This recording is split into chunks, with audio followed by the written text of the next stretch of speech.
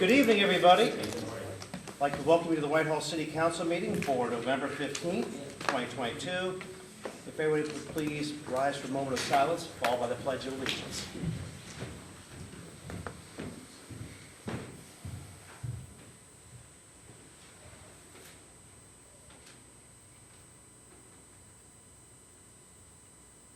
Thank you. I pledge allegiance to the flag of the United States of America, and to the republic for which it stands, one nation under God, indivisible, with liberty and justice for all.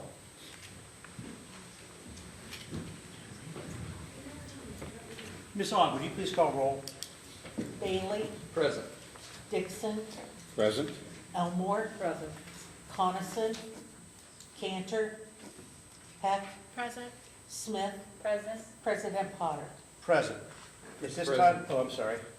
I'd like to move to excuse the absent members. A second. There's been a motion by Mr. Bailey, second by Mr. Dixon, to excuse the absent members. Is there any discussion? Sorry to interrupt you. Ms. Aug, please call roll. Bailey, Yes. Dixon, Yes. Elmore. Yes. Heck, Yes. Smith. Yes. The members have been excused. At this time, I would take a motion to approval of the minutes of the November 1st agenda and regular meeting minutes. Mr. President, I'd like to make a motion to approve the minutes from November 1st, 2022. Second. There's been a motion by Mr. Dixon, second by Ms. Smith for the approval of minutes. Is there any discussion? Ms. Aug, please call roll. Bailey, Yes. Dixon, Yes. Elmore. Yes. Heck, Yes. Smith. Yes. The minutes have been approved. We are going to do things a little out of order this evening. We're going to move ordinance 89-2022 to the top of our agenda to be sensitive to the time constraints of one of our guests here this evening. So prior to doing that, I will ask Ms. Aug if you'd please take a roll call as to whether each member of council was given a copy of each item of the legislation listed on the agenda prior to the meeting, including any add-on legislation. Bailey, Yes. Dixon, Yes. Elmore. Yes. Heck, Yes. Smith. Yes. Thank you. So we're now going to move to ordinance 89-2022, authorizing the execution and delivery of a community and reinvestment area agreement between the city and Discover Financial Services or its designee and Office City, Inc. for certain tax exemptions within East Broad Street District Community Reinvestment Area and authorizing the execution and delivery of a municipal income tax reimbursement agreement for the purpose of encouraging economic development within the area. President, I'd like to introduce ordinance 89-2022 and move for its adoption. Need to Recording in suspend. progress. Suspend. Oh, okay, I'm sorry. Suspend. Thank you. Move for suspension. Second. There has been a motion by Ms. Elmore, second by Ms. Heck, to introduce ordinance 89-2022 and for suspension of all rules. Is there any discussion? Ms. Aug, please call roll. Bailey, Yes. Dixon, Yes. Elmore. Yes. Heck, Yes. Smith. Yes. The rules have been suspended. Move to adopt. Second. Motion to adopt by Ms. Elmore, second by Ms. Heck. Any discussion? Mr. President, if I could, Please. for the past number of months, the city of Whitehall has been working with Casto, the current owner of the former Alliance Data Building on Broad Street. We've been working with Discover Financial Services on the potential of them leasing roughly 100,000 square feet and bringing and creating roughly 200 to 500 new jobs in the community. What you have before you is legislation authorizing a property tax abatement for the facility. Discover intends to invest a significant amount of money renovating and reimagining really that facility. In addition to that, what you also have been given is a copy of a municipal income tax agreement by which the city would share a portion of the collected income tax back with the company. Last Thursday, Whitehall City Schools formally approved the income tax abatement, which is required as part of the agreement under Ohio statute. What you see before you is the culmination of a lot of work. As council has previously been told, Under Ohio law, we're required to give a 30-day notice to the community where some of these jobs may have been located before council were to deliberate on this matter. That 30 days notice has passed. And so in order to meet timelines that have been established by our partnership, through our partnership, we are asking for this to be approved on a first reading.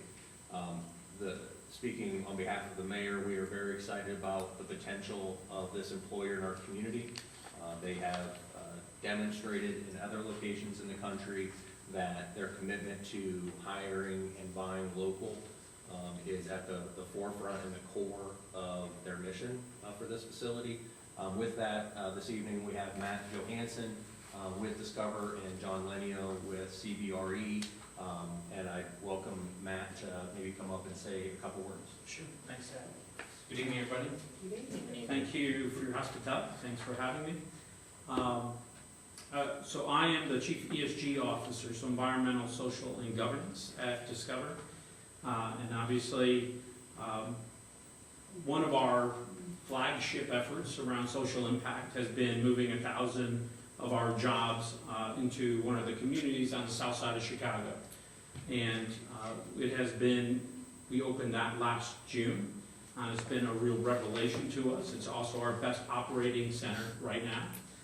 And so as we thought about relocating our site, which has been in New Albany for the last 20-some years, the thought of being more community-based was something that we wanted to pursue. And we sincerely appreciate City Whitehall, Mayor Kim and Zach and their teams' engagement with us over the last several months as we looked for different sites, that community-based sites we might move into. And actually, if you know the history of Discover, we've been in the Columbus region since our founding in the mid-'80s. When we were on our very first operation centers were on the second floor of the Sears buildings in Eastland and Westland Mall. So actually, the opportunity to perhaps come back to Whitehall is almost a bit of a homecoming for us, especially those kind of in the company who never thought we were exactly New Albany. So we're excited for the opportunity, and again, appreciate the consideration here, and appreciate the engagement we've had with the city thus far, and can assure you that we will do our best to be a great neighbor, and one that is focused on bringing jobs, bringing economic opportunity for local businesses, and to community-based organizations to amplify their work here as well. So with that, I'm happy to answer any questions you might have. Oh, sure, one question. I would let you off easy. Yeah. Okay, I well, think thank we you are. very much. Again, appreciate the consideration. Thank you. All right. Thanks, Matt. Thank you. Thank you. Okay, if there's no further discussion, Ms. Aug, would you please call roll? Bailey? Yes. Dixon? Yes. Elmore? Yes. Heck? Yes. Smith? Yes. Ordinance 89, 2022 has been adopted. Thank you. Thank you very much. We will now move into our first presentation this evening, tobacco retail license ordinance. Megan, you gonna come forward? We have several people this evening, Megan, Wendy Hyde, and Dustin Poppinger. Thank you, President Potter, and to the members of council. Tonight, you're going to hear more about the tobacco retail license legislation that you know was introduced last week. And I know hearing the discussion, there has tended to be a bunch of questions, and so we brought for you tonight some guest speakers, both from the American Heart Association and from the Tobacco Addiction Prevention Foundation. I'll let them introduce themselves, but they are going to speak to the importance of this legislation, give some background as to why we're so enthusiastic about introducing it for your consideration. And then you're welcome to ask questions. Some of the more administrative questions, how will it be rolled out, how will we partner with Franklin County Public Health, can be directed both to City Administrator Woodruff and myself. So with that, I will invite, who's going to speak first, Dustin? Yeah. Okay, fantastic, come on up. Good evening. Good evening. Mr. President, how are you this evening? Well, and yourself? The previous gentleman mentioned a bit of a homecoming. This is one for me as well. I unfortunately, moved away from Whitehall in 2017, or 2016, and I'm very, very pleased to come back here this evening and see some familiar faces and some new ones as well. It's a pleasure to be before you guys tonight. So my name is Dustin Holfinger. I'm the State Government Relations Director for the American Heart Association. And I'd like to thank you for the opportunity to weigh in on the ordinance that would require every store that sells tobacco or vaping products to apply for a retailer license. With strong retail license requirements, tobacco retailers in the industry can be held accountable for violations of current and future tobacco control laws. These requirements will allow officials from Franklin County Public Health to know exactly where tobacco products are being sold and then provide stronger oversight through regular compliance checks. These tobacco products are seemingly sold everywhere. We see them everywhere at tobacco or grocery stores, gas stations, convenience stores, making it far too easy for kids to obtain these cigarettes, flavored cigars, snuff, and now most frequently the e-cigarettes as well. We applaud the City of Whitehall for wanting to do more to keep these dangerous and addictive products away from our children. And a strong tobacco retail license program will help reduce that youth access to the tobacco products by ensuring compliance and enforcement of laws to keep them out of their hands.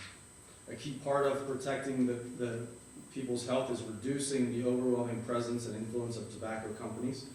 Tobacco companies spend billions of dollars every year. We cannot compete with that. They spend billions of dollars every year on ads and marketing in those retail settings, offering price discounts, promotions on products sold in gas stations and other retailers.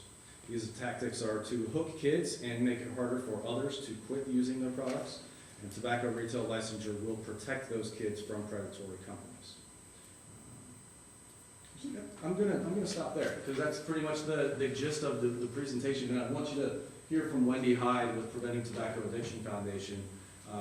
We partner on many of these communities across the state of Ohio.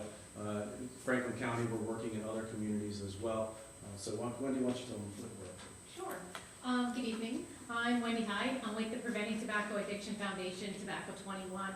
I'm the Ohio Regional Director, which means I work throughout the state, passing tobacco retail licensing laws at the local level. Thank you this evening for giving us some time to speak with you. In October of 2019, the Ohio General Assembly raised the minimum sales age of tobacco to 21. Followed quickly in December of that same year, 2019, the federal law raised the minimum sales age to 21.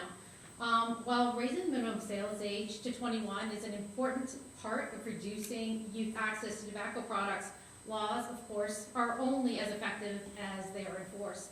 Currently, federal and state enforcement efforts are proving to be inadequate at deterring tobacco retailers from selling tobacco products to underage youth. For example, in Whitehall, compliance checks analysis of tobacco retailers showed that from January 2020 through November 2022, there were 17 retail checks completed for the City of Whitehall, with a 23% violation rate for selling to underage youth. 3 of the 4 violators were found at one retail establishment. This retail establishment failed in 2020, they failed in 2021, and they failed again most recently in August of 2022. Which goes to say, in support of course, that even if a retailer is being checked, their violation they're given a warning level, a letter, and then allowed to continue to do business as usual. The enforcement mechanism from the federal government is just ineffective at the local level. Furthermore, under current statute, lack of licensing exists for only vapor retailers. There's a lack of licensing that exists for vapor-only retailers, creating a gaping loophole for rogue businesses to sell their deadly products to our children without any oversight. A tobacco retail license for the City of Whitehall will protect Whitehall youth by filling the gaps in the enforcement and increasing tobacco retailers' compliance with local, state, and federal tobacco laws. Most importantly, not selling tobacco products to underage youth. A strong, effective tobacco retail license will require every tobacco retail in Whitehall to get a license and to renew that license annually. It will create a robust enforcement efforts through the annual retail license fee, including a minimum of 2 compliance checks per retailer per year. Further, a tobacco retail license will hold retailers accountable for unlawful sales to youth through a graduated penalty structure and a license suspension or revocation for repeated violators. I urge you to support the ordinance to establish a tobacco retail license in Whitehall. Your leadership is needed now more than ever to protect the kids from a lifetime of nicotine addiction. And as Justin alluded to, we currently have 17 different communities throughout the state that have passed a tobacco retail license that is now currently being enforced either through a local health department, city health department, or through the county health department. I will also say that in addition to the local work that we're doing in Franklin County within communities, we have about 8 different communities that are also interested in working through the ordinance process at this point to pass a tobacco retail license locally. So I, again, urge you to support this ordinance. Any questions? Happy to as they answer come the to us? questions. So the authority is through the county, Through the county public health departments. so they would be doing the inspections, issuing the license, collecting the funds, or making a ruling on taking away the license. Yes, correct. Yeah, thank you. You said there'd be 2 compliance checks a year? Yes. And what do those entail when you say So compliance? one compliance check, especially if it's a convenience store, is pretty simple in a sense. It's a check to kind of go in and make sure that they have the appropriate signage in place, that they're not selling things like loosies, and that their products are appropriately displayed, everything else. Those compliance checks could happen at the same time as a public health agent is in there checking for food license, you know. The second compliance check would involve an underage buyer to go in and see if the retailer will sell to these individuals. Those buyers would be between the ages of 18 and under the age of 21, so legal adults. And they go in and they attempt to purchase a tobacco product. Thank you. You're welcome. What's the ultimate goal? You have 17 communities already, 8 are interested. How did you select the communities, or are the communities selected, and then what's the ultimate goal? So the ultimate goal, of course, is to get as many local licenses as possible throughout the state. But how they were selected, at times they were selected because they might have received a grant to the Ohio Department of Health to pass a tobacco retail policy. Other times they're simply selected, or they contact the Preventing Tobacco Addiction Foundation. It's kind of been Tobacco 20. It's been our specialty work that we do throughout the state, so we've earned a reputation, actually nationally as well, at passing local laws on tobacco retail licensing. And so they'll do outreach to us. Sometimes it's just getting a health commissioner on board, a public health commissioner, and just informing them and educating them about, hey, this exists. Wouldn't it be great to have for the communities under your jurisdiction to really make a difference from a public health perspective?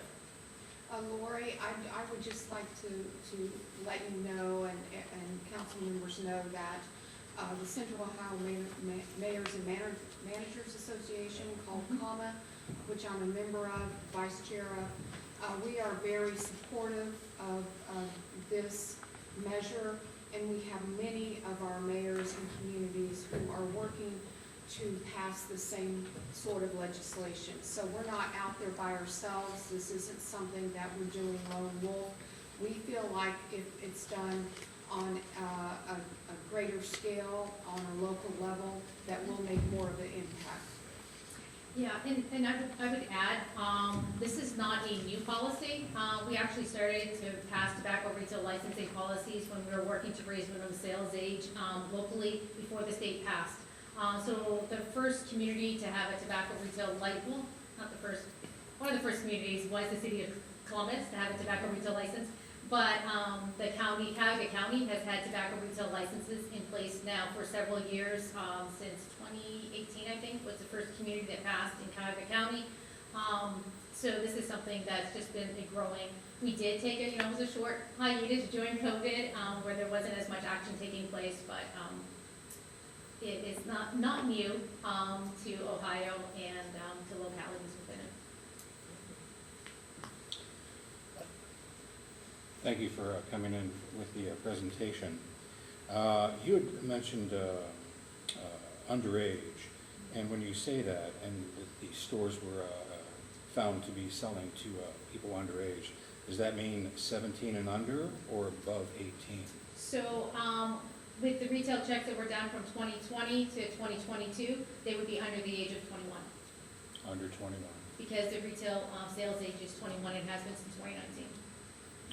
Well, I'll tell you, as a former nicotine addict, I started at the age of 11. I smoked for 30 years. I finally quit it after many, many attempts. But, and I'm all for, keeping underage, and to me underage is 17 and below, kids from smoking. But, one of my issues is, and of course I never voted on the federal law or any other law that said it had to be 18 to 21 as well. And I just have issues myself personally with a law that would allow someone to carry a gun in war and to vote, which affects a large amount of the populace, but yet doesn't allow them the autonomous choices to make of legally consumed products. That's where I stand. That's what I wanted to let you know. But as a former nicotine addict, I think it's scurrilous. I wish my brother had never given me a cigarette. But it's better to not start in the beginning than to find out how hard it is to quit. That is my caveat in that. Right. If I could, I'm sorry, just real Yeah, quick. go ahead. Dustin and I have had these conversations for a long time, and whether the age was 21 or 18, we would still be before you asking for this same legislation. That the state making it 21, the federal government making it 21, again, to the point, we're just trying to ensure that the law that is passed at the state and the federal level is being enforced. Correct. Exactly, yes, this is not a new piece of legislation or a new law in place. The minimum sales age has been set now since 2019 at the federal and state level. This is an ordinance asking the city of Whitehall to support the enforcement of a retail license through your local health department as a public health emergency and as a public health need for the members within your community, because we know these retailers are continuing to circle on. And this was not an attack in any way. It was just rather to Yes. inform you how it is I feel, and certainly from my point of view as a former smoker. Yeah, absolutely. One of the other things that I wanted to mention from the last time we spoke, we had our guests here go through along with our service department. And so in the legislation, it sets a cap based on population, one license per every 685 residents according to the latest So is census. that about 29, 30. 30? Okay. So there are 30 currently operating retailers in the city. This would obviously allow them to continue to provide that as a retail option. Councilman Bailey, I know you asked a question specifically about if there would be a variance process. This legislation allows for what I'll call a waiver, for lack of a better term, a waiver to be applied for and received based on certain criteria for economic benefit. And so I just wanted to point those things out. I know those were questions that came up last Yeah, week. that does make it flexible, but based on some of the things you indicated, there may be a few that end up in time not being able to sell, so licenses or the availability could also be available there. The other thing that we also made sure of was, if there's an establishment, if there's a store, and the store is sold to a new owner, that new owner would get the benefit of the license as well. And so that again allows it to, again, if the store is purchased, to be able to continue. And whether or not you know this, or this is Mr. Woodruff's to answer, the fee again for the license? $500. $500. And is that one time, or is that An change? annual, an annual payment. That's annual. And that's paid to the county, collected by the county. Yes, and it would be specifically earmarked for this enforcement and for any tobacco addiction prevention education. Thank you. So, Mr. Woodruff, you did say that if somebody were to buy a business, that they could then have the tobacco license as well. So the license goes to the business, not necessarily to the owner. Okay, so I was just looking at the transfer 74105. Maybe I'm misunderstanding. All licenses issued or value only in the premises for which the license was issued, and only for the person to whom the license was issued. Transfer of a license to another location or person is prohibited. So if Bill sold to Ralph the same business, Well, again, so we can certainly look at that again to make sure that. and I may be misunderstanding. Yeah, so what section were you at, sir? 74105, transferability of a license. Right, so again, again, if the premise is there, and again, if you can't be sold from one business to another, but if I bought the business, it's to the same. Correct, and that, business. maybe it's just interpretation, that's the way it struck me, so. Right, again, the way that I would interpret that different, so I certainly can work with the city attorney to tighten Okay. that language. Because again, the intent is, yeah, the intent is that you wouldn't be able to sell your license down the street to somebody. Right, exactly. But if somebody bought the establishment, then that would come, the license would continue. So that is the intent, and certainly can adjust that language to make it But clear. again, not if it's near a school or a place where, was my understanding. Correct. There is a proximity clause. Yeah, for 1,000 municipal feet, units wasn't it? as well, 1,000 feet from a youth facility, and also 1,000 feet from any other tobacco establishment. So if that, However, it would be grandfathered in. Yes. So if it pre-existed. if that establishment is grandfathered in, and then at some point they sell it, then whoever picks up that business then, and it's near, close proximity, they then could not No. So, sell tobacco? Mike Dixon's Smoke Shop, right? Not likely. So, operates at a location within that distance, and I buy the business. That tobacco retailer's license still maintains there, and you would be allowed, then the new owner would be allowed to operate that business because it's grandfathered. So, because the license is to the premise and to the business. But if that first business closed and another business opened up, now it's a new business, and therefore they wouldn't be eligible for a tobacco retailer's license. Opening and closing. Correct. It's similar in nature, without the, in special permit. A special permit runs with the land, for that business, as long as that use continues. When the use then stops, then the special permit goes away. So it's a similar type, notion. Thank you. I've got one more question, to kind of get a little in the weeds, which I know you love when I do that. Love it. Yeah, so we don't have any facilities like this in Whitehall now, and we may not, but say that we've got a Kroger, they put a gas station up, they put the little hut there.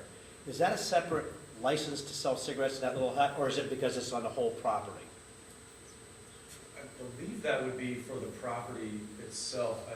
If it's, I wouldn't, good question. Yeah, very good. And I will provide further clarification, but my understanding would be if it's attached to the Kroger, then the license would be through the Kroger. Okay, I mean, not physically attached, but you know what I'm saying, Right. like Right, you're the like mine, you got the gas Yeah, station, okay. Yeah, like, that it would be attached to that, And typically that those business. are on the same parcel, typically. Right. So if it's on the same premise, it goes back to, again, we can tighten some of this language, but this talks to the premise. So you one license, but you could be, okay, Correct. that's, I don't know if it was a separate one, maybe, so anyway, thank you. Yeah, this speaks to premise and business. Yes, Ms. Smith? Just to kind of go back to something you said earlier, so currently the city would allow 30 retail licenses? Currently, we have 30 establishments Okay. that retail some Tobacco. tobacco product. So are we those existing 30 businesses, starting in 2023, would need to pay this $500 Correct. annual fee.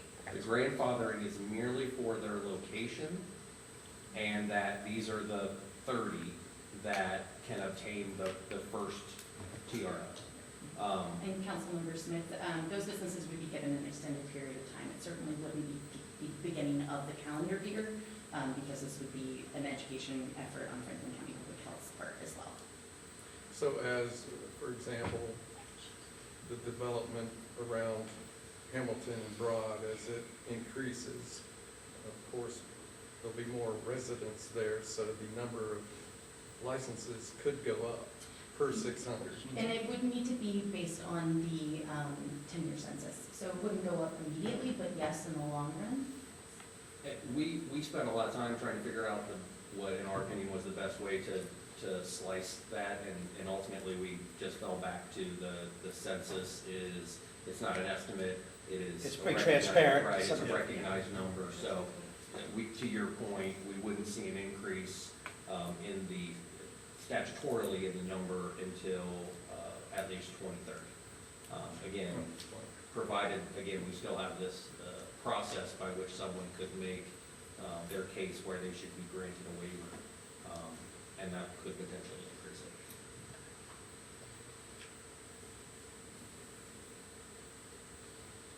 Very good. Any other questions of council? The last thing I would just mention is I just want to be clear that the fee is entirely to fund the inspections and the enforcement of this, that, you know. So it's self-supporting. And it's going to go to the county, so this is no way, you know, any sort of revenue increasing whatnot for the city. Again, working with our guests, we came up with a number that would justify and be able to support the county's ability to, you know, staff this and run the program. So it's the same fee everywhere. Yes, ideally, as each community passes, Franklin County Health Department would like to have the same fee, so that, yeah, it's equal and equitable, regardless of what community is passing that TRL. And then, in my mind, in talking with a couple of retailers, especially the honest ones, but the small retailers, that's the biggest negative is the $500. But in order to police it and to remove and stop the bad acting, something has to be done. Right, because there's no way to set up a policy or a program that targets certain establishments over others. That's how city attorney would tell me I'd get myself into a lot of trouble. Well, and it does make it sets an equal playing field for all retailers, because we do have really good retailers that abide by the law regardless of whether it's being enforced or not. So this sets that equal playing Let's field. make it an even for all playing field, retailers. exactly. Exactly. Thank you. Well, I'd like to thank Ms. Hyde, Mr. Holfinger, for coming out this evening. Very good information and answer our questions. Megan, of course, thank you as well. Thank you. Thank you. Thank you. Thank you. Thank you. We'll now move on to our second presentation this evening, which is the mayor's budget for 2023. City Administrator Woodruff and Ms. Meyer, I believe you're back up. Sure. Give me one moment to get the technology up. That's always the fun part. Great, that works. Yeah.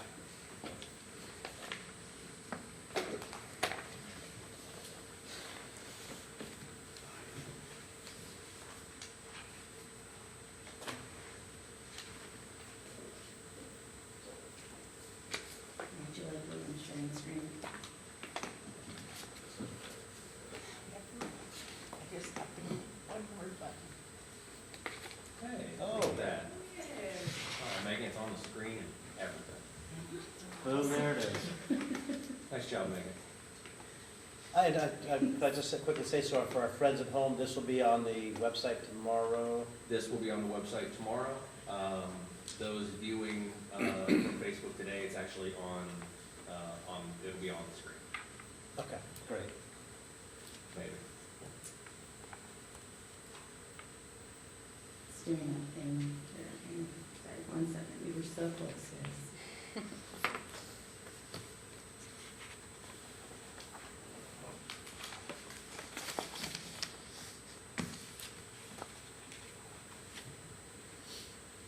really wants to. Okay, well, we'll just go from that view, and that's okay. I'll try to make it as big as possible so you guys can still see it as though we're going full screen.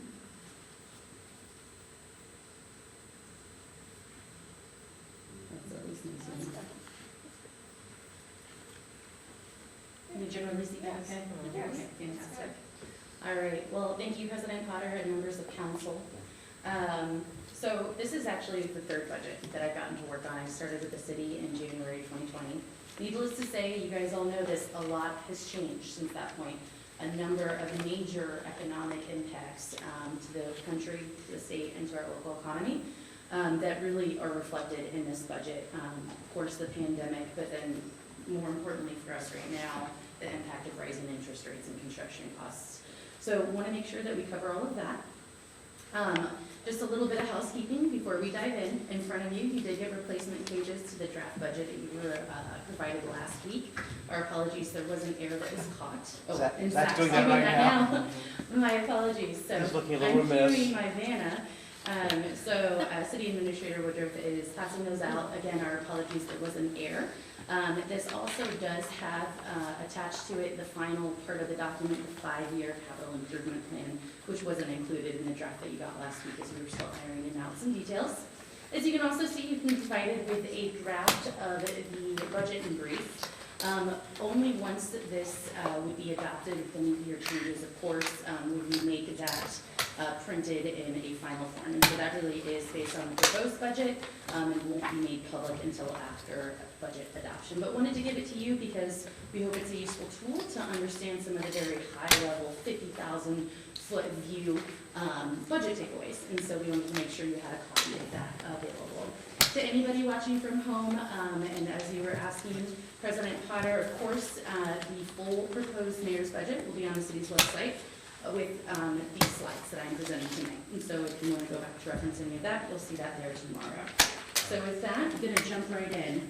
I'm sorry, just briefly, if I may. This replaces something that I already. All of it, just take it all It's out just and put it the all whole in. thing. Yeah, Thank but if you took notes, you know, of course, feel free to keep your old copy, but you'll see some changes, and I'll make sure to point those out as we go in case you did have a question about maybe one of the errors that did come up.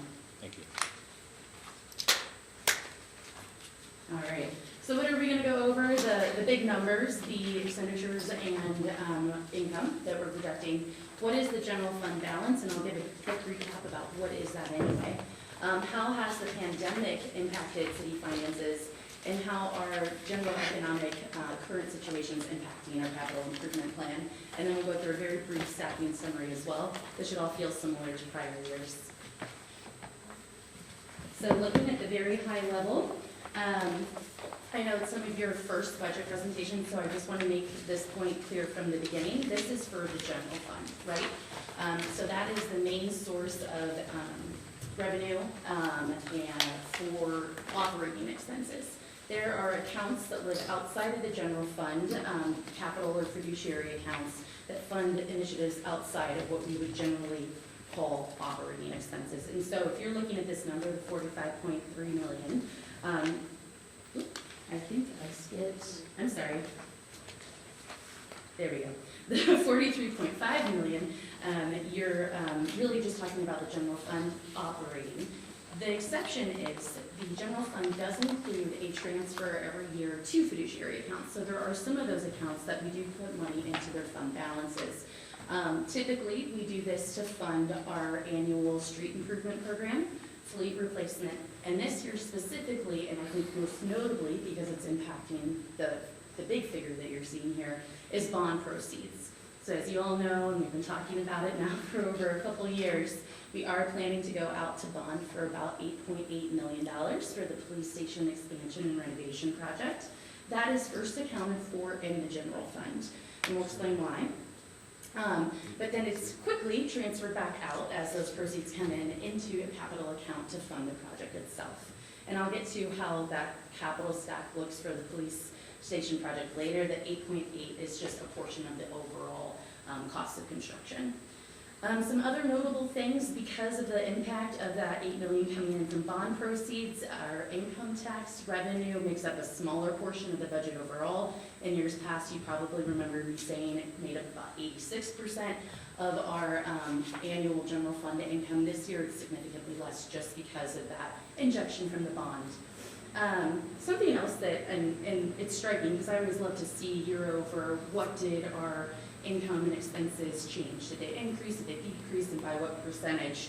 So if you read through the budget narrative, you'll see that we're going to project about a 30% increase in income. Okay, well, that's not really that. If you were to take out the $8 million in bond proceeds, you're actually looking at more about a 7% increase in income. Most of that would then be attributable to the passing of issue 10 and the $790,000 in property taxes that we're now anticipating in getting, because that's going to go into effect next year for tax year 22, collected in 23. And something notably too, before I move on from this, just do want to point out again, this is just the general fund. And so the proceeds, and we're going to talk about this later because I'm sure you have questions, from the water and sewer utility surcharge are not included here. They're separate, and we're going to talk about the proposed increase to that and what that would fund later. All right. Moving on to general fund expenditures.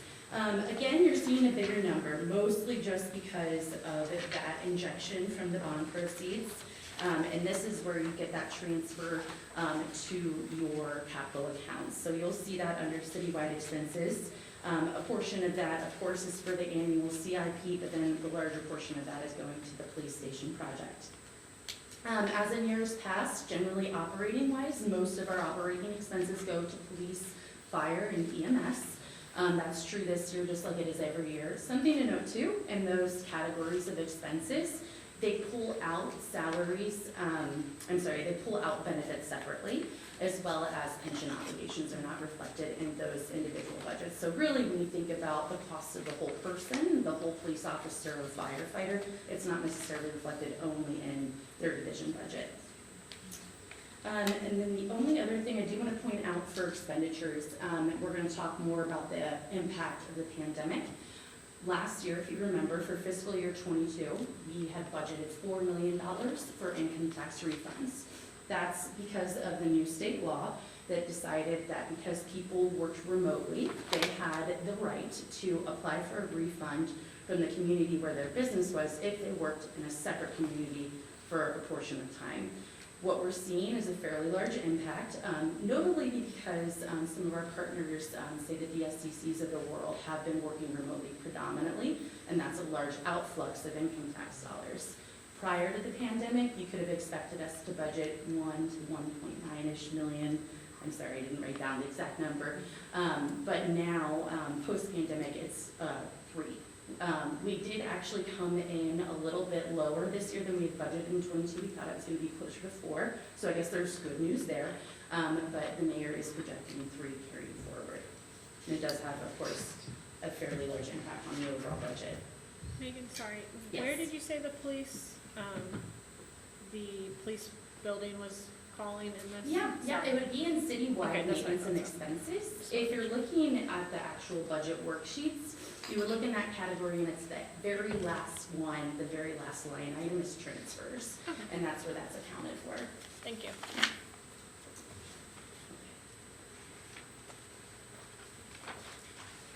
All right, general fund balance. So again, for those who might be new to a budget presentation, for a municipality, a general fund balance is essentially a big bank account, right? So every year you have income and you have expenses, and there are going to be years where you have a surplus. And generally that's a good thing. Maybe you exceeded income in some way, or you saved costs somewhere else. It's generally a great rule of thumb to make sure that your general fund balance can accommodate a certain number of months of operating expenses, and that's just generally something that you tend to do as a local government entity to try to make sure that, let's say something happens, there's another pandemic, you have a loss of a major revenue source, you can at least maintain operations for a given amount of time. So this is the bank account. So with the proposed budget, you probably did notice that we are projecting more expenses than we are income by the tune of $1.7 million. With that, we would call that a one-time spend down. You would see the ending general fund balance be at about And we've had general fund balances vary, and I would say that's about on par with historical data. And so that is what we are proposing. Something that you might have noticed as well is that if you were comparing the budget from last year to this year, we are seeing a little bit more of a spend down so far in the estimate than we anticipated, and so that's affecting that balance as well. If you're referencing your first narrative that we provided to you last week, this is where one of the errors was. And so if you're comparing the general fund balances, this is the corrected version. So just want to point that out. That's one of the reasons why the document was replaced. Okay, so back to those big things impacting the city, and frankly, the nation, the state, everybody. The pandemic's done kind of a double whammy on income tax, right? So on one hand, I explained that we're now seeing a much higher refund level to the tune of $3 million, so that's a 115% increase in refunds. At the same time, we've also seen the growth that we were experiencing in income tax revenue kind of go stagnant. And so, I don't know if you can see it on the screen very well here, but I highlighted where the years from the pandemic would be. And instead of this nice incline that we've been seeing, especially since around 2015, that was a very steep incline, mostly due because to our efforts to attract and retain large-scale employers, local and regional businesses, you see it really stagnate. And so we actually even had a decline in 1 year, which isn't something that we've had, well, I don't know the historical data, but it's not something I've seen in what I've looked at. So it's again, that double whammy. And so of course, when we're budgeting, we're trying to do so conservatively with this in mind. We don't know yet when this will change, because maybe the shift to remote work is a permanent one, but so just something to keep in mind. Okay, so shifting thoughts here. We're gonna move into what we're proposing for capital improvements. And so every year you kind of get from us a group of street maintenance and replacement projects. This is the group we're proposing. On the left of those city funded projects, and so that's coming out of capital accounts. And then we also have a number of projects that are gonna be underway this year that actually are going to be paid for with outside resources. And so something to note, a lot of these major projects, we've worked with our partners at EMH&T and others to seek out various funding sources. If you'd like, this is another reason why you got a new budget copy. The 5-year CIP is back in there so you can see exactly where all this is coming from. So this is what we're proposing. Something that I want to point out as well, if you're looking at that 5-year CIP, overall, you're really only going to see about, let's see what the exact number is, 38% of our 5-year CIP is anticipated to be paid for by the city in some way, not necessarily out of the general fund. Some of this is the general fund, some of the capital improvement fund money does come from general fund, but through the Ohio, Water Development Authority loan that we're going to talk about for the water sewer utility projects. That means that, again, with the help of our partners, we've sought out ways to lessen the burden of these major infrastructure projects on Whitehall taxpayers and on our general fund and other resources. Something else that I want to point out, if you were to look back at the fiscal year 22 budget, something that's really notable is our 5-year CIP at that time totaled about $52 million. If you look at this one, you're closer to 75. Now, yes, we do add in projects. You guys know that this is a dynamic document and that we reassess what priorities are, and so some projects move up, some projects get put in. But it's also notably larger in part to the rising cost of construction. And so, and I'm going to illustrate that here in just a moment, and just keep that thought in mind. So along with these street projects, a big group of, I think, highly anticipated projects this year relate to water main replacement. If you remember, the main impetus for implementing that new water and super utility surcharge was to be able to fund major upfront capital investments into our aging water main system. And so with that, you'll see in 2023 a number of major projects move forward, and that's what you have there on the left. And then in future years, a couple of additional projects that we're just not quite ready to do quite yet. So back to that thought about how are we feeling that impact of rising construction costs.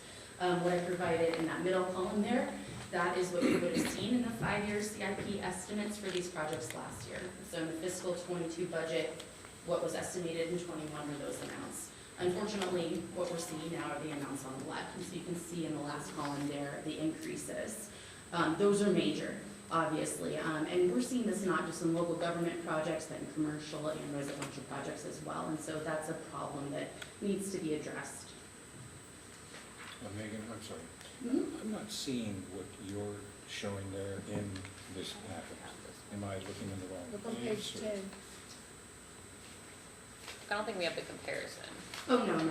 So the budget slides aren't in your packet, but they will be available online tomorrow. This was just for presentation purposes. Okay. Yes, happy to give you that copy. So, again, a double whammy that we're looking at. We've got the rising construction costs on one hand, rising interest rates on the other. So if you remember from the surcharge discussions last year, we figured that what we would do would go out and seek out these surcharges. The water one specifically, a portion of that would help fund a loan, again, so that we could have major upfront capital to reinvest into these projects. At the time, we thought we needed about $500,000 annually as an annual debt service payment. And with an interest rate of 2.12, which was standard at the time last year, we could borrow $11 million. And that was enough at the time to fund those projects that I just showed you. So here's what it is now on the right two columns. So same term, 30 years, interest rate of 4.46, which is shocking. And frankly, it could keep going up, and we all know that. With that same annual payment, the borrowing amount drops significantly, as you can see. So essentially, if we wanted to fund the same projects that we intended to fund last year when we adopted the water and sewer utility surcharge, we would now need funding for an annual debt service payment of that $936,000 figure. So that's what we're talking about, just to do what we had planned on doing already.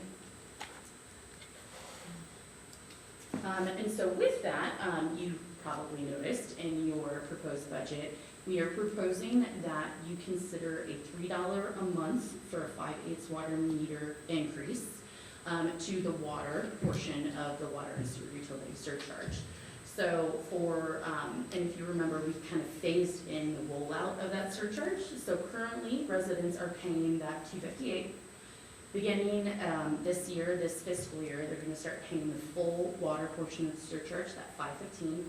What we're proposing is that starting in January of '24, it actually kicks up to $815. So that's $3 more. If you're putting it in terms, it's similar to the increase that we're seeing in construction costs. So it's essentially kind of evens out, right? And so what would that do? That would project that we would be able to bring in, and I'm sorry, there is a typo in what that proposed amount would be. It's, I'm so sorry. So the debt service, ignore the annual revenue amount, that is not correct.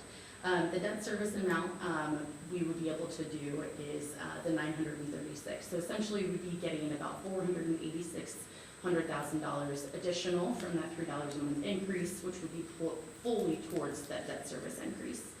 If you remember last year when we talked about the surcharge as well, we did talk about maintaining a carryover of about $250,000 a year aside from that debt service payment, and that on a rolling basis, we could start doing smaller projects that would maintain the ability to do that. So we would increase the debt service payment, that $900,000 figure, we'd be able to take out, go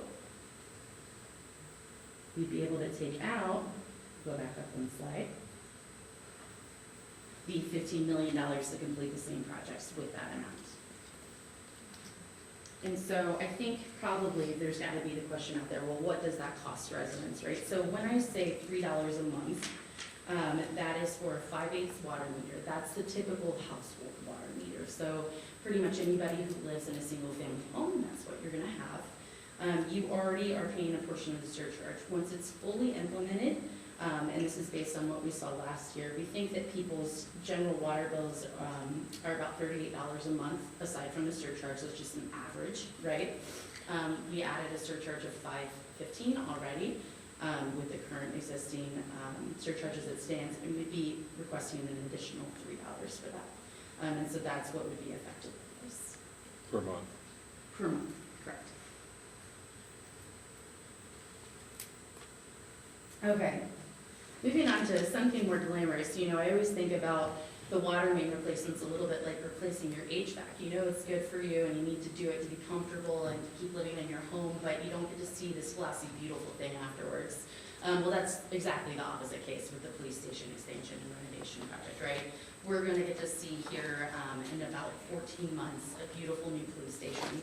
And this is, you know, of course, thanks to Whitehall voters approving issue 10 back in May.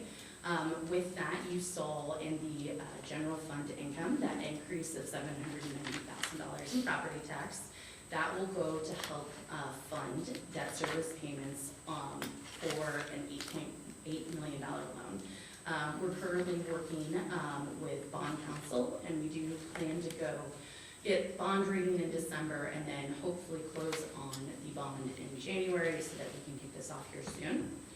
Something that I've been working on is pre-construction with our owner's rep, and so that is moving forward. What we're facing and what everybody's facing right now are kind of how to pre-order things that we know have long lead times to fill.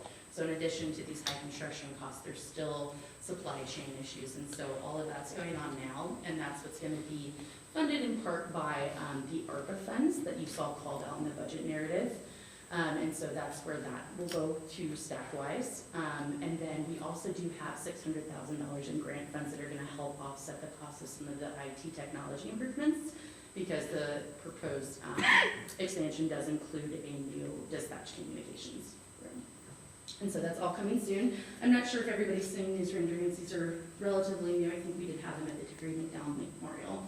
But as you may remember, one of the things that we really look forward to doing is honoring Terry McDowell and his family here in the lobby. It's constructed. So moving on to staffing summary, kind of the quick wrap up here. There aren't any major changes proposed. Part of budgeting conservatively really means that there's not too much of an increase in force. Something that you will, of course, notice is that we are maintaining our commitment made in issue 10 to hiring those 6 additional police officers, which brings us to a full force of 60. I am hearing now that we have done that, and so we look forward to thanking the community again for their support of issue 10. Although it's hard to stay at that 60 level, so I know if anybody's interested in becoming a police officer, please go chat with Chief Kristen. That said, we are going to maintain the funding for that new network systems administrator in the IT department. And something that's proposed as well for your consideration is the upgrading of a part-time position that currently lives in the service department to full-time to help with social media and marketing content. And again, that would be an existing position that would be upgraded. Beyond that, you'll see 3.5% combined COLA, so cost of living adjustment, and merit increases for anybody that is in not the bargaining units. And then you have a breakdown in the budget narrative of what are the agreed to salary increases for our various bargaining units as well. Beyond that, are many changes to benefits. If you would remember in 21, we did change to our previous health plan to a health savings account model. And it did come with a significant cost savings. That said, you'll see that the 23 figures over 22 did increase slightly, but it's still overall to the benefit of the city. All right, with that, what questions do you have? I have a question, Yes. and it's with regards to the water main Yes. improvement project. So the increase is gonna be $3 a month, well, we're proposing Yes. residents. If by chance that what's projected it decreases, is a decrease going to happen with the residents, or still gonna maintain what we're proposing? So if I could answer that, if you'll go back, Megan, to the slide of the projects. Of the projects? Yes, ma'am. That is, was very few, was the bare minimum of water lines that need to be replaced. And so in the very unlikely event that the cost of construction comes down. What that would allow us to do is to do other streets, more streets. There are very few, if you recall, when we did the presentation to City Council on the need for the water utility fee, Megan had a map that showed water lines that had been replaced, and out of all of them, I think there were only 3. And so this need, as we talked about last year, is ongoing. We did not anticipate, I don't think anyone did, when we did the budget last year, that we would see costs increasing this significantly so quickly. If you also recall, one of the things we talked about with the water utility, and every community I can think of does a adjustment of their water utility on a either annual or every other year basis to maintain so that the dollars that are coming in are able to achieve the maintenance and replacement that needs to be done. But in the unlikely event that there's a reduction in costs, I would advocate, and obviously it would be up to City Council, that those funds be directed to go do more water lines. So instead of only being able to do 1, if price come down, maybe we can do 1.5 water lines. And something to note as well is that by law, when we made that ordinance, any revenue from the surcharge must go to this type of a project. And so it's not like it's reabsorbed into the general fund. It won't be reallocated someplace It wouldn't else. be reallocated to salaries, benefits, anything of that nature. It has to go specifically to water, for the water fund, and sewer for the sewer fund. And so, and part of this too is, the trick of it is that we're attempting to do these projects this upcoming year, which means we have to go for our loans now. And so you take that upfront amount based on, it really, in fact, we won't know exactly the loan amount until we get the bids back this summer. And then you go and you get the loan and you proceed. So at that time, it's possible that we wouldn't need the same amount to support that loan debt service, but that money would still have to in some way go to these projects.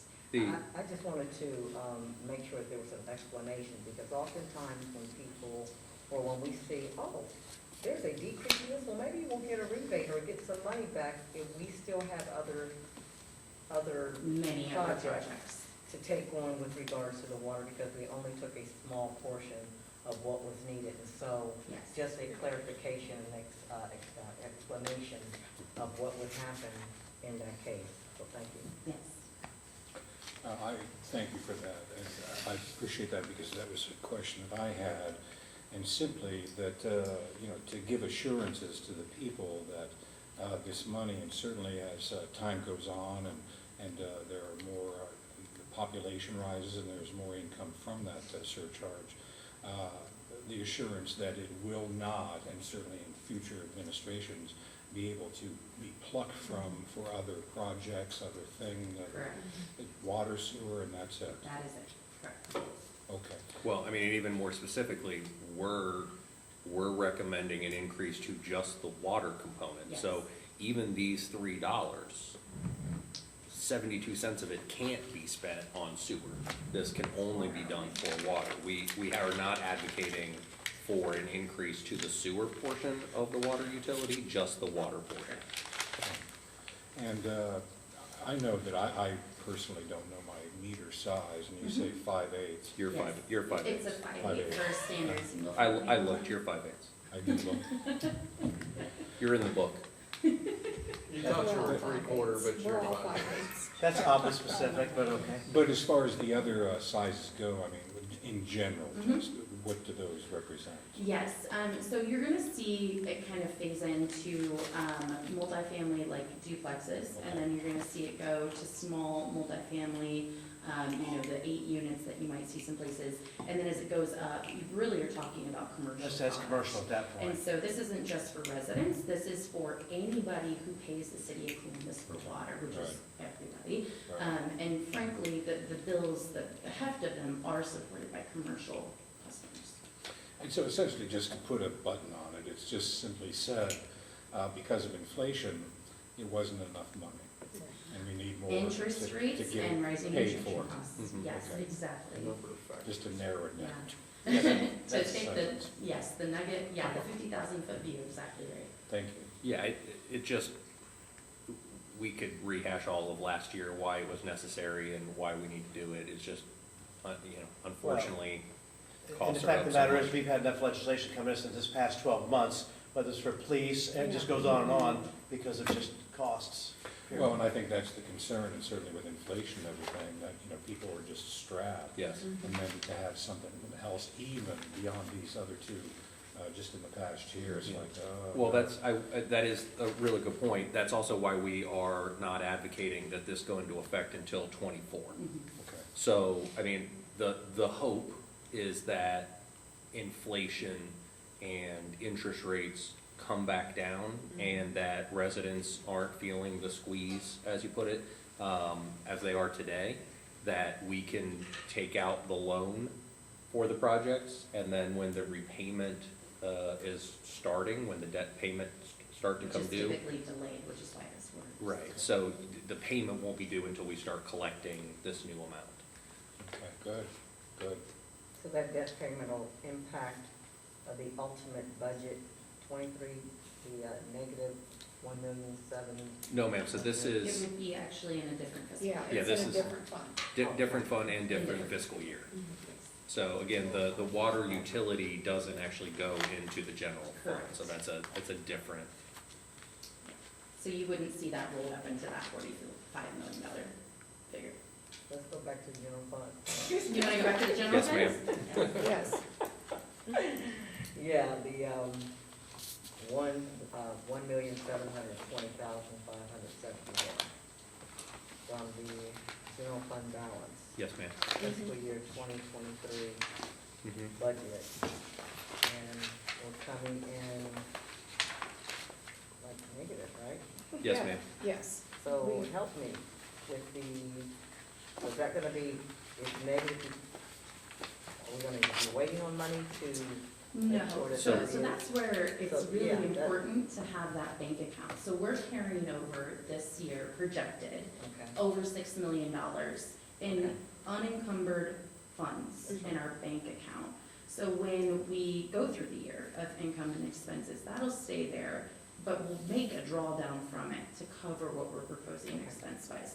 Now, again, this is a budget, and so something I think we need to be cognizant of too is that things are crazy right now. These interest rates are absurd. It's very possible that we get to quarter 2, quarter 3, and have to change the spending plan to accommodate. And so that's why you see the budget numbers versus actuals vary every year. Yeah, I'd just like to say that even though this is the budget we're proposing, it's not set in stone. The budget is a living document, and I will definitely be keeping practically a daily eye on this, in order that if we see things go too crazy, we'll come back to council and ask to have maybe some of our plans not take place in order to make sure that we spend responsibly. I feel like this year, even though it shows a negative 1.7 because of our carryover, and also I did say no to some things that we couldn't do. I think I cut our CIP plan in half, actually. So, but, yeah, you know that. Mhm. So there's different things that we can do, and we can even go tighter if it shows that we have to do that. And I'm not afraid to come back to council and ask that to happen, because I did that in 2020 I was gonna with say, city council. I remember that. Yeah, so I'm not afraid to do that. Now, I was hoping that this year we would have more workers at DLA and DFAS. That hasn't happened. We'll see what happens next year, but I just want to say that I'm committed to passing a responsible budget, and if I see things going in the wrong directions, I'll be right back here asking for your help on getting back on track. Yeah, and I think a perfect example is the police station from years ago. I mean, Yeah. that was there to be done, and it had to get pulled back. Yeah. And the other thing too is, again, we're projecting as responsibly as we can, expenses high and income being very conservative. Right. We also had this year, expected a couple projects to move forward that would lead to construction jobs, more construction jobs being in the community. Unfortunately, with the inflation and interest rates that didn't come to fruition, City Council's moved this evening to welcome Discover to the community and those jobs. That will have a benefit in next year's budget that's not accounted for here. And so, we do believe that there'll be a number of projects next year from an economic development standpoint that will also will be reflected at the end of the year in our revenue that obviously we're not committing to, and we're not gonna have a not conservative budget and have some sort of pie in the sky. Since my time on council, I know that the mayor, administration, we've been very responsible with regards to what happens in the budget. I know you've come back and we've had to change some things regarding the budget. So I just wanted to ask the question with, sometimes you just ask the question knowing you know the answer, but you have to ask the question anyway, so that it's for the benefit of our listeners, so that there's an understanding that, yes, it's a fluid document. We can propose what we need to propose. However, if things change, if the economy changes, if something happens like another pandemic. I'll be back. Oh, We've been back here. Let's not Don't speak say that, those don't out speak that loud. into existence, please. I'm not, I'm just saying, I appreciate the response and just wanted to hit that number. Yeah, you're absolutely right, Lori, and it's the same thing that we're experiencing in our own financial lives. We're making these same decisions and forecasts, and it's, I think over the last 10 years, the work that City Hall has done has lessened the impact, the negative impact that all this has had on us through good leadership, and you're right. Because it could have been a lot worse. Janet, questions for Megan? So just as a reminder, there will be 2 additional committee meetings where obviously we can answer any additional questions once council has an opportunity to look through this. If you have specific questions as it relates to certain particular items, if you wouldn't mind maybe emailing those to us ahead of time so we can be as prepared as possible to answer those questions at the committee meeting. We're happy to share all the information we have to how we got to these numbers, but we would greatly appreciate your time this evening, and Megan, thank you for the presentation. Megan, thank you very much. Thank you. Thank you. We will now come to our first poll public this evening. If anybody has to come forward, please state your name and address. You have up to 3 minutes to speak. Representative? Rick? Is there anybody? There is. They're There is. absolutely. Okay, here we go. Whether she thought she was talking tonight or not. Well, good evening. She's always ready. Good evening, guys. Well, first of all, I am State Representative Latina Humphrey. I have the pleasure of representing Ohio House District 26. You said say my address, and it's 5792 Hibernian Drive, Apartment B. I didn't come here to say anything today, but I just wanted to sit in because, as you guys know, come January 1, I will be representing Ohio House District 2, and that does include Whitehall. And so I'm here so that you all know that I'm here to support you, to learn more about you, and get to know you. So again, I ain't got nothing much to say. I just wanted to be present tonight. So thank you for having me. Well, thank you for coming out. Good Much to see you. appreciated. Yes, And thank you. congratulations. It was delightful to see you coming through the door. I told Zach, I said, that's Latina. Anybody else? Okay, then we will move on to standing committee reports. Administration and Financial Management, Chairperson Bailey.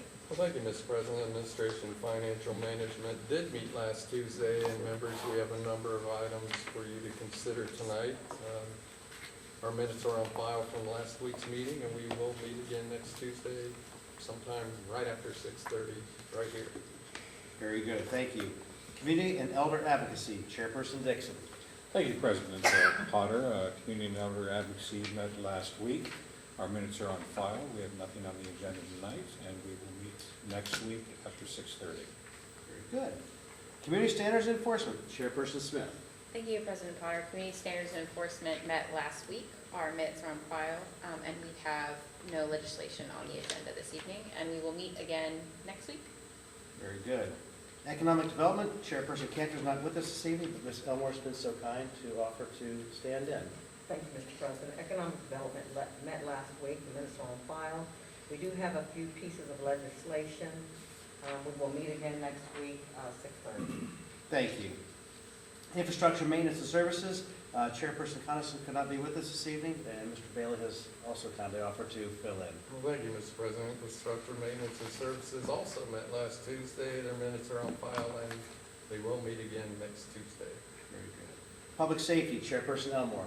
Thank you, Mr. President. Public Safety met last Tuesday.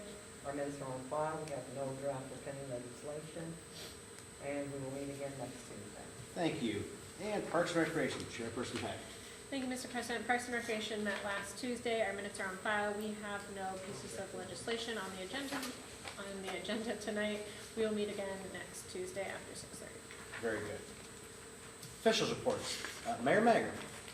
Good evening, and council, thank you for asking the questions that you did regarding the budget. And just remember that if you have any other questions, you can ask me, or you can ask Megan, Zach. We will help you in any way that we can.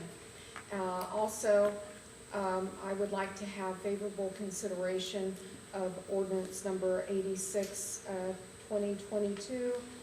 This is regarding supplemental appropriation to the insurance and bonds expense account regarding a separate cyber insurance liability. And I would appreciate your passage on first reading. Thank you. Thank you, Mayor. City Administrator Woodruff. Thank you, Mr. President. I have no official report today. I do want to thank council again for their consideration of ordinance 89, 2022, which seems like we passed days ago. But I want to thank you for that. It can't go understated how the opportunity for us to bring 200 to 500 jobs to the community, for jobs that the residents will be able to obtain, increasing economic opportunity for our residents, with a company that provides excellent benefits and all kinds of opportunities for residents to potentially improve their lives.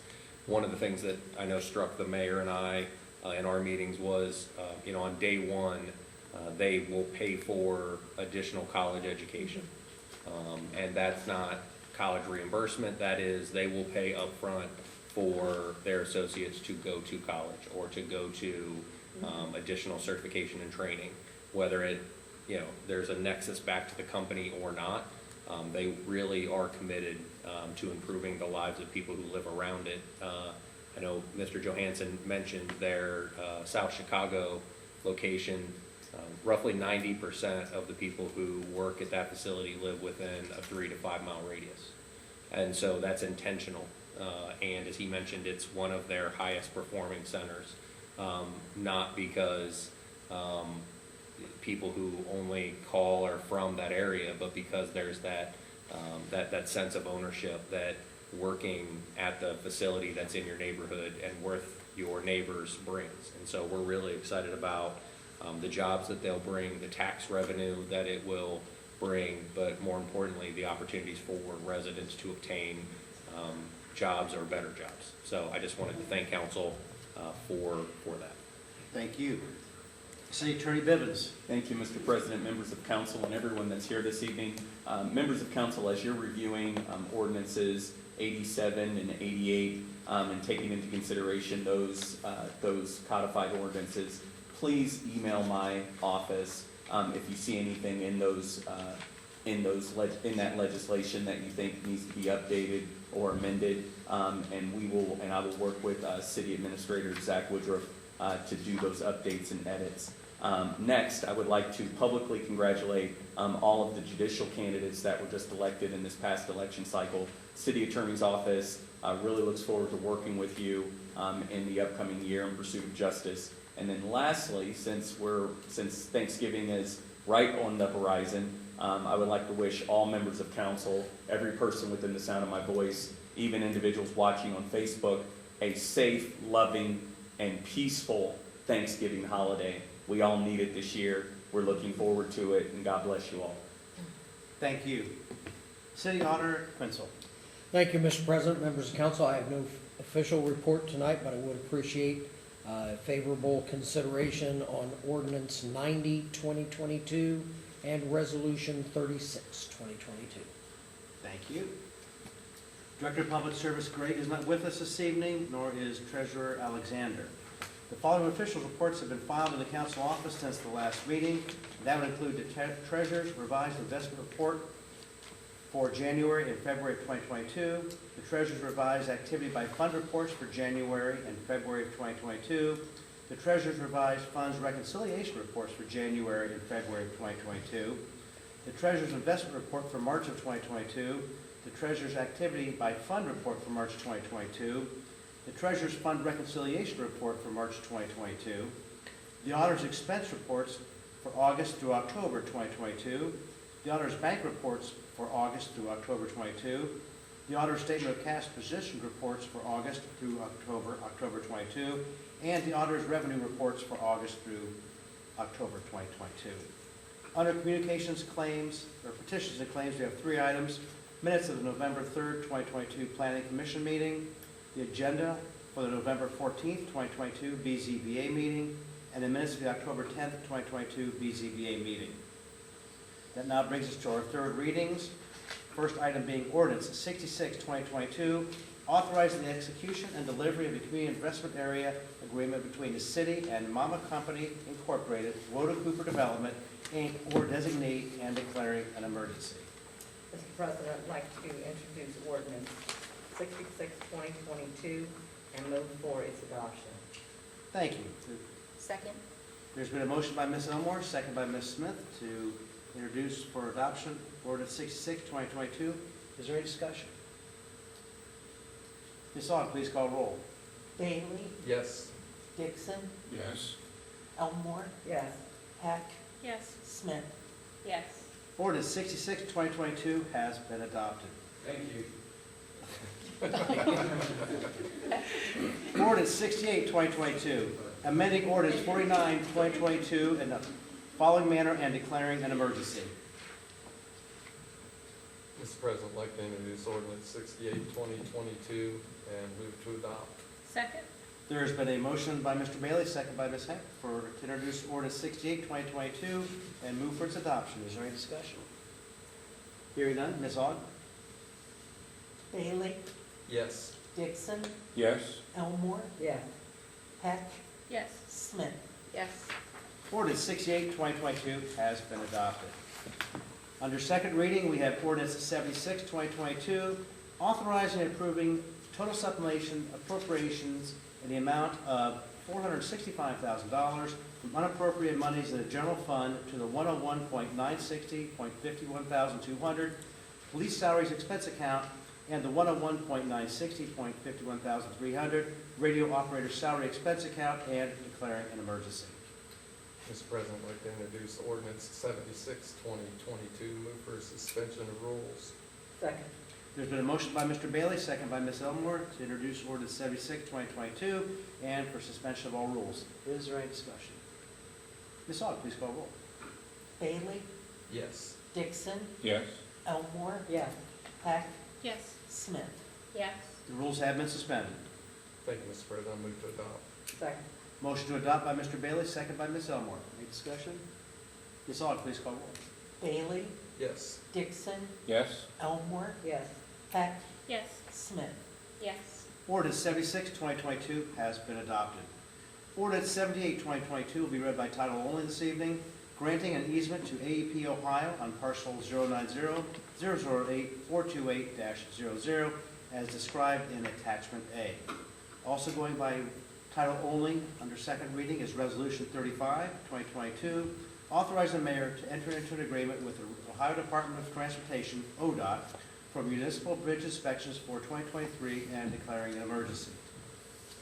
That now brings us to our first readings. We have ordinance 80, 2022, which will be read by title only, making appropriations for the General Fund 101 expense streets, 201 expense and State Highway Materials 211 expenses during the period of January 1st, 2023 to December 31st, 2023, in the total sum of $46,705,529. Ordinance 81, 2022 will be read by title only as well. An ordinance amending the water surcharges in section 913.30 sanitary regulations in and for the city of Whitehall, Ohio.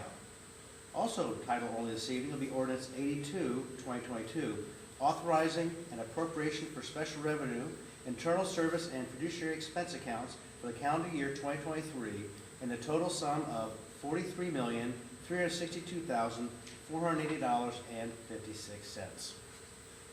Ordinance 83, 2022, also going by title only, authorizing and approving the following changes to 161.38 and declaring an emergency.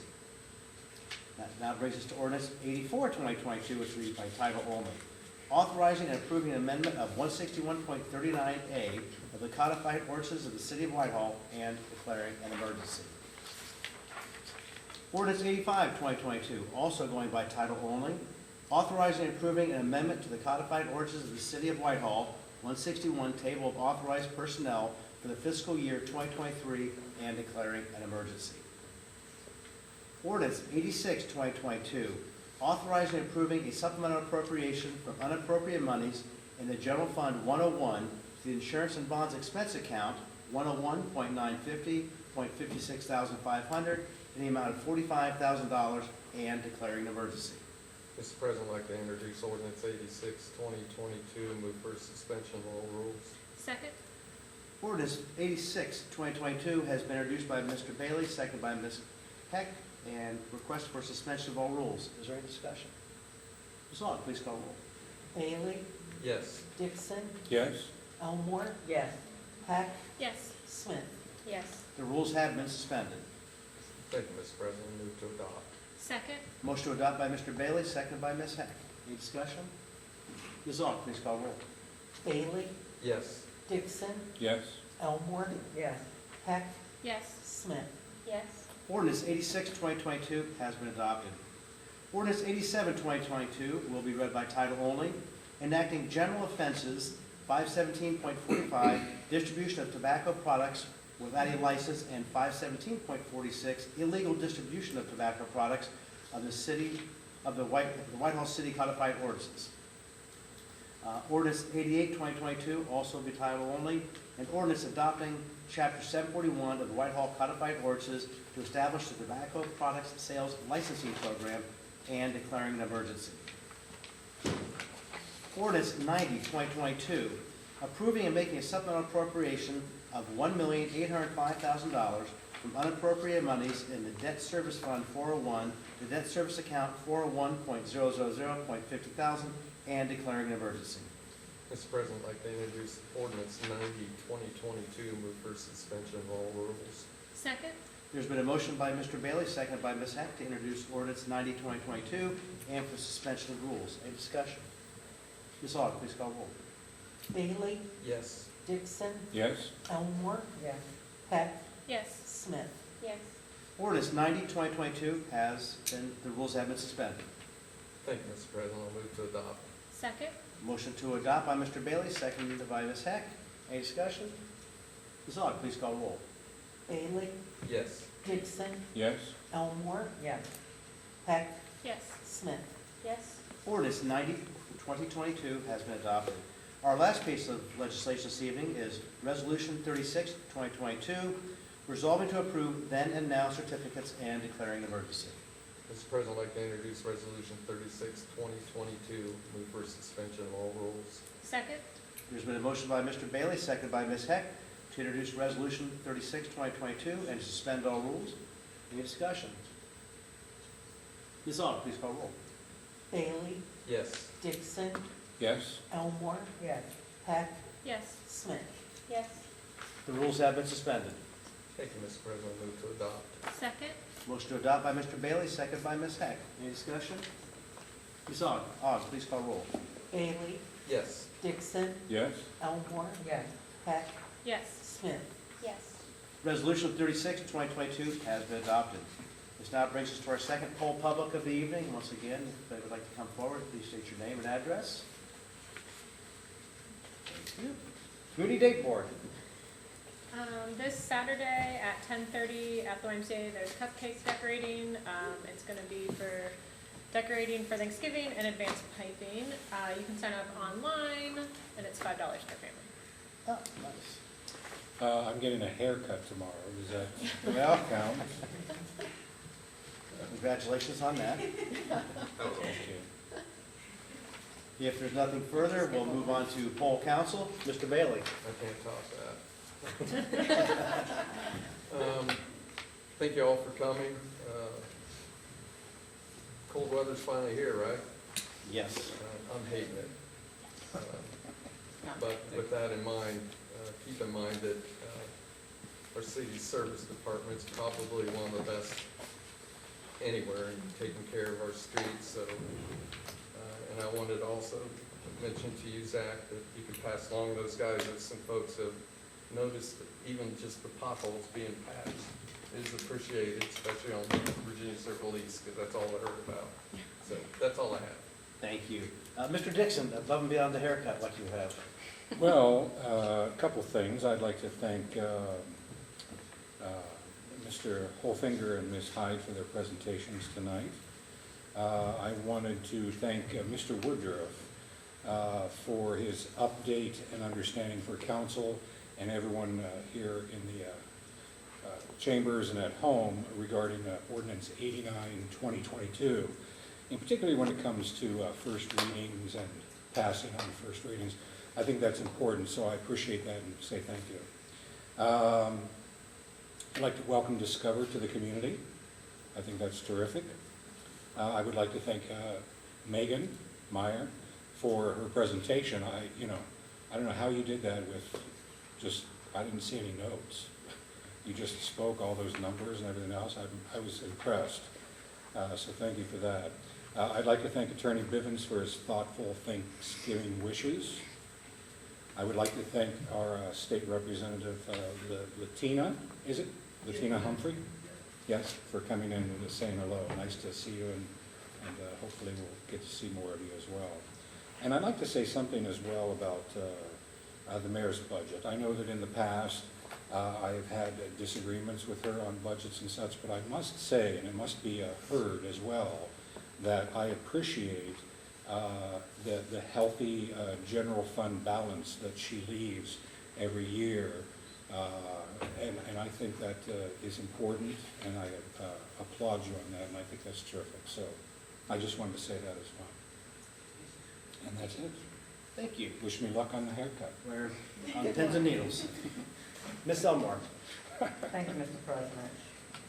I'd like to thank all those that are viewing our proceedings, for those that are here.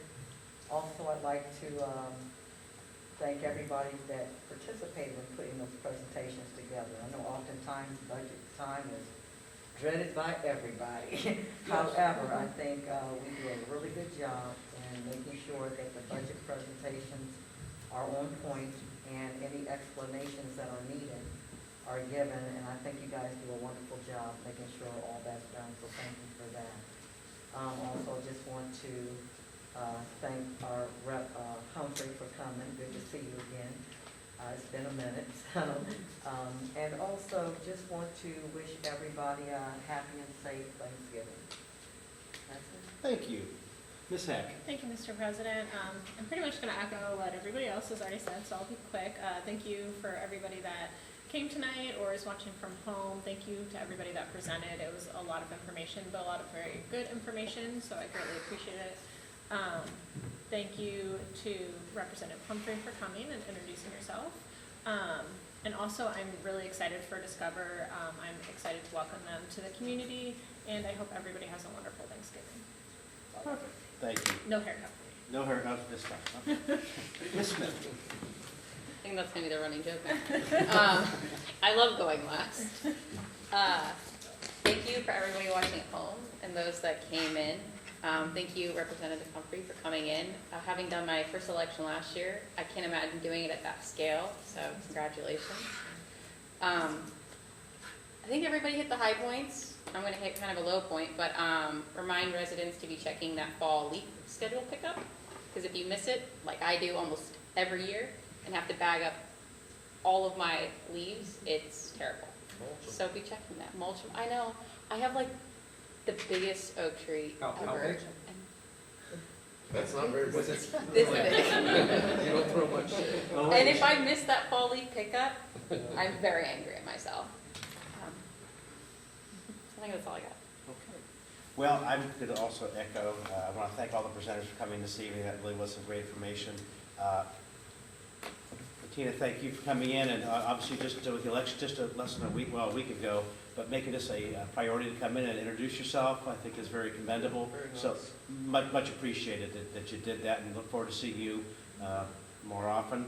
And I am also very excited about Discover coming, and I guess I would call it their holistic approach to a community that is very refreshing, and I think that is going to be a very good program for the city. It's going to parallel well with what the administration is striving for, so just a good fit. And I think they're going to be a true definition of a business partner, not just somebody coming in to lease some space or some land. So that is going to be very exciting.